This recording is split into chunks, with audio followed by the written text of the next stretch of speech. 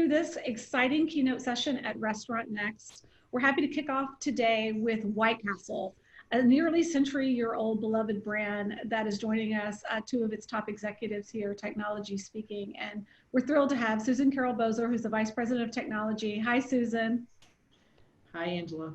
Thanks for joining us. And then we have Mike Guinan, who's the Vice President of Operations Services. Hi, Mike. Thanks for joining us. Hey, Angela. Absolutely. So, let's dive right into the hottest thing that everyone's buzzing about White Castle. I don't know if it was about a month ago or maybe a little bit longer ago that I saw in the press that you guys were using Flippy the robot in your kitchen. So tell us what area you're using Flippy and how it's working for you. So we partnered with Robotics probably about 12 months ago, and it's been a great partnership so far. We are using Flippy. We're going to rename Flippy from Flippy, but we're using Flippy in the fryer area.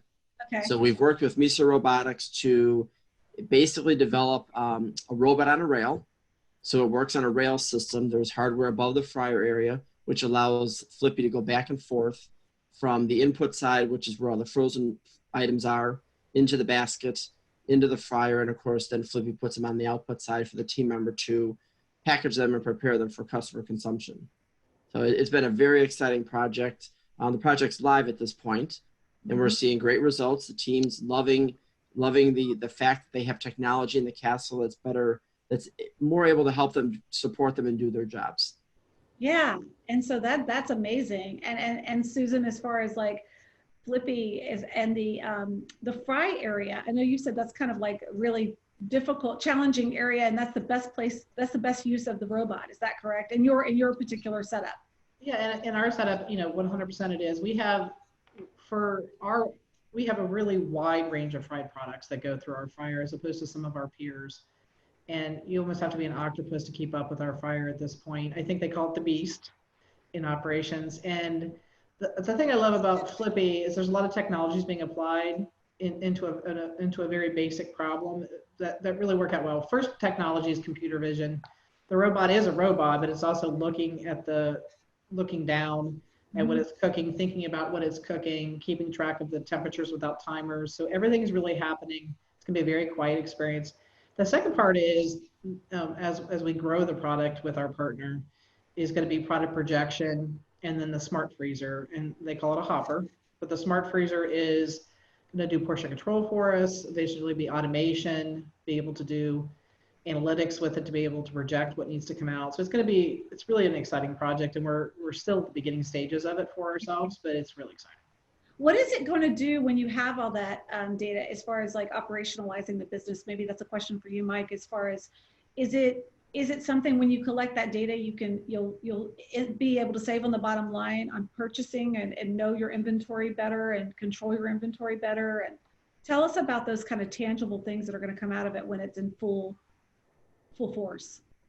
Oh, absolutely. When you look forward, you think about the different phases that we'll go through with the MISO team, and like Susan said, product prediction. It's going to help the GM to know what they have to order and really what they're going through and what their yields are, and it'll help with margin. The smart hopper is going to be very beneficial for us in many ways.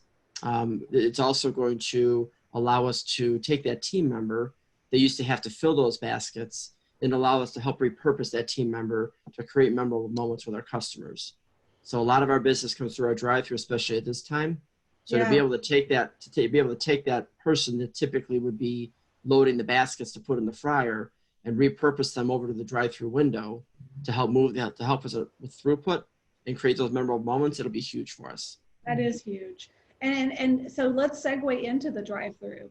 What's actually going on there? I know that you have been innovating your drive-thru for some time. I mean, we were all in Scottsdale when you guys are in Scottsdale virtually right now at that new store, which is beautiful. And we were able to come visit your Scottsdale location when you were first opened. And that was like an incredible experience to see all of your fans, and the fandom that you've created around this brand is just amazing. And the drive-thru was wrapped around the building 100 times. And you guys were still really fast and efficient, and your fans didn't mind waiting, I tell you. But Susan, as far as what you guys are doing to operationalize the drive-thru even more with advanced technologies, what are you doing there? we're partnering, we have a number of partners on this project, but the lead partner is MasterCard, and we are working on a voice recognition system for the drive-through that's natural language processing. And, the goal would be that the center part of our menu board is digital and responsive to the customer, both what they're ordering and showing them what they're ordering, but also giving them suggestions passively on the screen, but also talking to them and giving them suggestions actively. And it's an exciting way to think about our ordering process. And then we're putting a lot of other technology on top of it as we go along. We have a recognition. We have the two kinds of users that'll be coming through this experience, or customers. The first one would be a customer who just everyday customer, and then our loyal customers. And our loyal customers will get chances to opt in different ways. The first phase will be they opt into our program, we'll recognize they're there, let them order past orders, let them do all kinds of different things to the board. And then eventually we're going to tie our loyalty program into the board,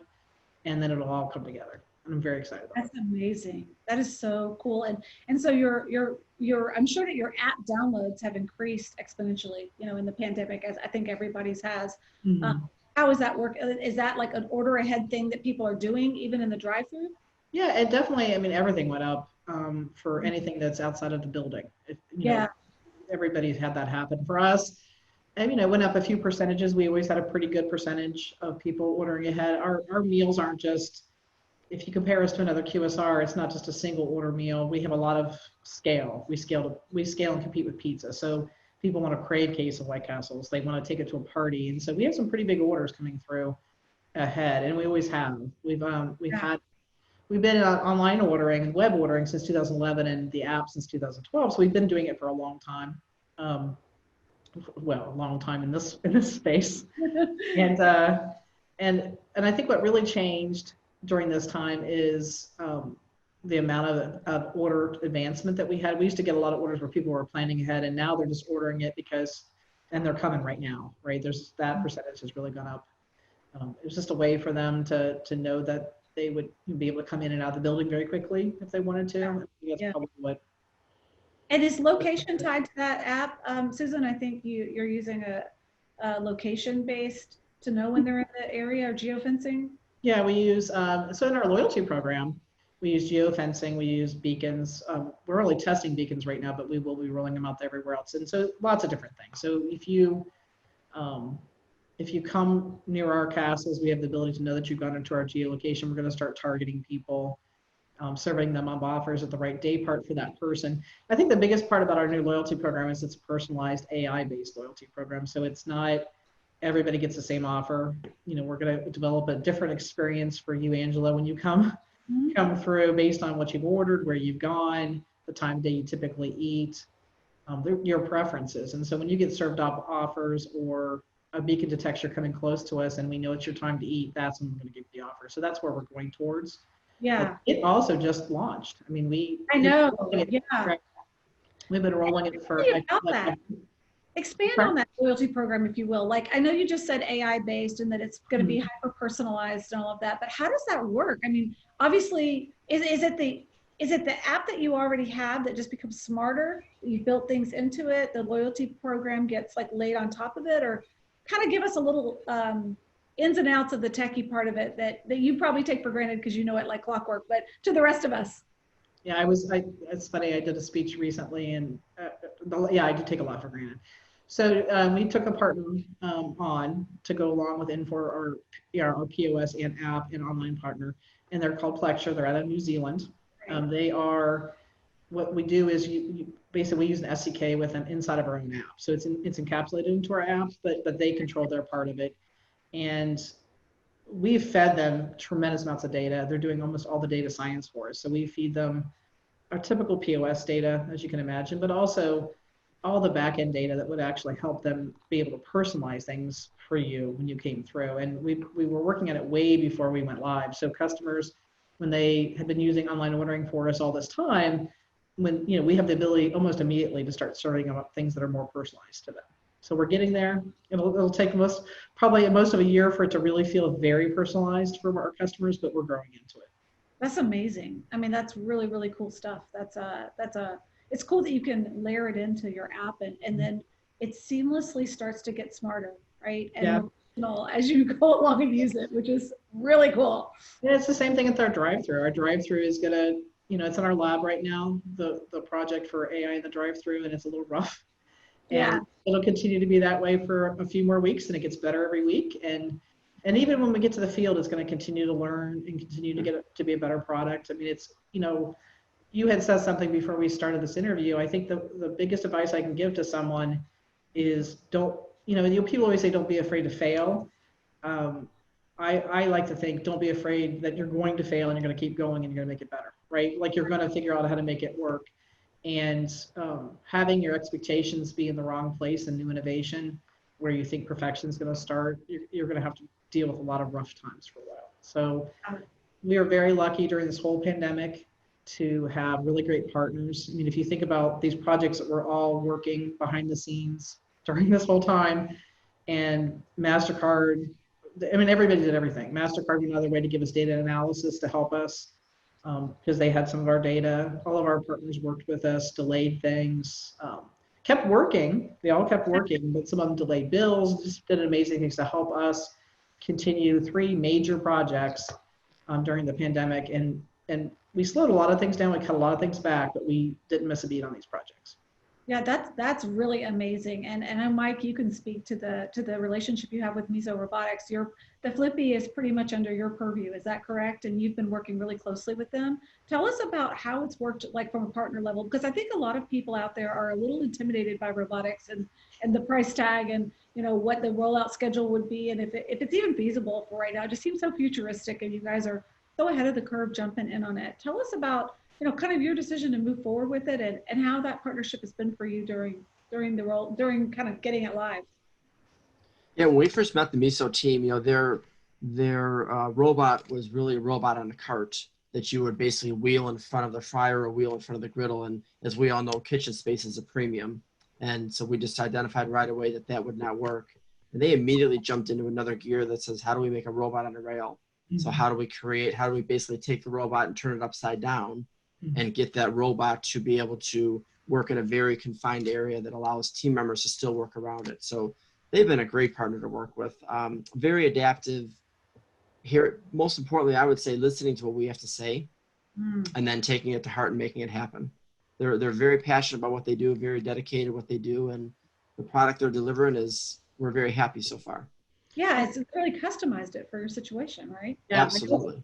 I also think what really helps us is, we are, being an old company, we have a full, strong risk management department. We have construction internal people, we have engineering internal people, and we've been a good partner with them as well, helping them make a safe product, having them, think about it through the eyes of our industry. So, we're lucky that we have some horizontal spread when it comes to different things. And so when we work with somebody like me, so we can bring a lot to the table. And I think it allows us to do something that maybe we couldn't afford otherwise. Yeah, and it allows them to sort of navigate the waters of a new partnership and a large scale, potential large scale, customer that they can kind of, a big name in QSR that they haven't, I don't know if they've done that before. I know they were with Cali Burger, but I don't know that they've done like a big name brand, installation like they have with you guys. So it's really exciting for the industry, I think, at large, just to see what you guys are doing with that. Yeah, I believe Susan described it the best with our internal team and the Miso team. It's been a great partnership. It's great. So tell us a little bit about that internal team. I mean, I think a lot of people know White Castle as, you guys do a lot of homegrown stuff. You have a really smart team. Both of you do, right? So tell us a little bit about the longevity of your team members and of you guys at the company. We know the brand's about to turn a century. So tell us a little bit just about how you guys kind of work together as a family, I think, unit, and how you find the tech talent and how those tech folks have kind of homegrown a lot of your stuff for you. I mean, that's incredible. Angel, you asked like 5 questions. I'll let Michael take the longevity stuff first. Yeah, so I'll start on the restaurant side of the business. So within the Castles, our average general manager has 21 years of service with the company, where we're typically in the QSR category, it's 3 to 5. So we are very fortunate to have that longevity you spoke of. We have team members that have, anywhere from they're obviously brand new up to 40 plus years with the company. We have huge longevity. A lot of people say, what causes that longevity. Yeah. And I will say that it is truly a family feeling. You know, for my first day at White Castle behind the counter, and I left the castle and got in my mom's car and said, oh my God, I'll never go back in there. It was crazy. But of course, it was just busy. I went back and, you know, the team took me under their wing, and I very quickly learned what it takes to work a line at White Castle. And it is just truly a family feeling. And we're very fortunate, but that's not just in the restaurant side of the business. It's within our home office as well. You know, we have just, you know, we have, well, back on the operations side, we have service department, we have RTMs, just have a tremendous passion and dedication and loyalty to the brand and to the company. And within the home office, we have departments that just have huge longevity. I'll let Susan speak to the home office. Yeah, you know, they're very lucky. I have the dream of every technology person in the field. We have a private company. I can have the technology be standardized across everything. I know that the general managers, once we teach them something, they're going to stay. So they understand things. We have very, very engaged leadership in our restaurant division, very technical, comfortable. I won't always say everybody's savvy as Michael, but they're definitely technically comfortable and very innovative people. And on my own team, once they come, they don't leave. It's very rare that we have turnover in our teams. I have an IS and an IT team and support teams, and it really builds up your institutional knowledge. And when you have institutional knowledge, you can work together really well. I mean, Michael, if I go a day without talking to Michael, he reminds me. And same thing with our CMO and you know, my other peers that we work on projects with. We've been doing it for a long time, and we know how to do it. And I think you know, I love the fact that we believe as a company that we can do anything. We don't always have the money for all of our aspirations, but we definitely can make it work. And having all those resources that Michael talked about in the home office from people that have been around for a long time and really care passionately about their field.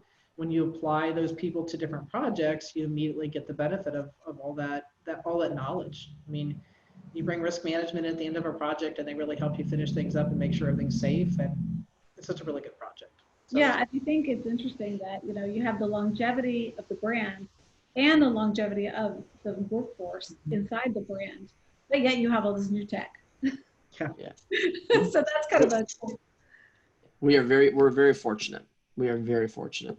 on the tech side, we do have to train a lot, and we do have to keep up. And you don't have that influx of just hiring what you need, and we don't have the big pockets of the big company that just hires people all the time for outside companies. So we do have to train. Company's very committed to growth anyway. It's a big part of our culture to stay up and keep learning. And that really helps us keep it fresh, I think, for them, so that they've been here for a long time, but I think it's still fresh to them. Yeah, well, I'm excited for next year, marking the 100th anniversary, and to see what all you guys do, all the fun things you come up with. Hopefully it will be a big splash, and congratulations just on the longevity, you know, of the brand and yourselves inside the brand. Let's just kind of end on what parting words you might have. I know we're going to have a nice Q&A after this, so everyone stay tuned if you have any questions for Susan and Mike. But let's talk a little bit about best practice advice or anything you would want to talk, you know, to the folks that are watching, all of our attendees here that are trying to kind of do whatever they can to kind of, you know, weather this storm, if you will, and just keep themselves viable from now and beyond. What kinds of words of wisdom would you offer? Susan, you want to go first? Or you want me to go first? I'll go ahead and go. I mean, I think Angela kind of pre-interviewed us a little bit, and so she got thoughts in my head. I mean, some of my first advice is to, when you are taking on a partnership, to really think bigger picture on the partnership from the very beginning, to make sure you know how it fits into your systems. I mean, it's really easy to rush into a project and try to make it as easy as possible to get it over with. And that's not the bigger picture. And taking your time to think about, do you want to set this up differently because you can see use of this other product that you might create later on, or getting them to standardize to an API that you want to use with other partners. On the open API for RTN is a good example. But, you know, where do you want to go with the larger partnership? Not just with that person sitting in front of you, that vendor, but what you want to do as a company, expanding maybe that potential of that product. And my advice is, when you're going into a major project, think big. not about that project, about the whole bigger picture, and make sure that you have a plan for the whole technology, not just that technology. That's great advice. I mean, look further down the road, right? When you're thinking about how that technology solution can evolve with your brand. I mean, we were very lucky because we were able to do stuff like that. We have a number of integrations going on, and that they have the same core, because we were able to think about all these different needs that we had, all these different partners, and we were able to create that core. And sometimes people don't spend the time to create the core that they need, and then they're constantly recreating the wheel. And so that's the kind of thing that I would give to my peers for advice. Michael will have to give his own peers advice. Absolutely. I mean, integration is so important. And Mike, what would you say? I'll just add on to what Susan said. I mean, she's obviously, hit the nail on the head. For me, it is again, just thinking longer term. Think a couple years out. Where do you see this investment going in a couple of years? Think definitely long term. I would also say make sure that your team has a seat at the table and has a share of voice, because with that seat at the table and a share of voice comes the investment. And I think that's something that we do very well with, including as many on the front end, so that we have that buy-in, so that you end up with a successful product. And then we talked about it earlier, anticipate failure throughout the project, but learn from that. Fail fast and learn from it and keep moving. That's right. And that's definitely something everyone has to do, especially when you're taking on big projects like you guys have done all at the same time. I know you have a lot of moving parts over there right now. Literally, right? With Flippy. We do. Well, thank you guys so much for joining me today, and stay with us, and we'll poll the audience for questions if you guys don't mind sticking around for a while. And we just appreciate everything you guys have done to be open and sharing with the industry your expertise and your experience. And good luck moving into your 100th year. Thank you.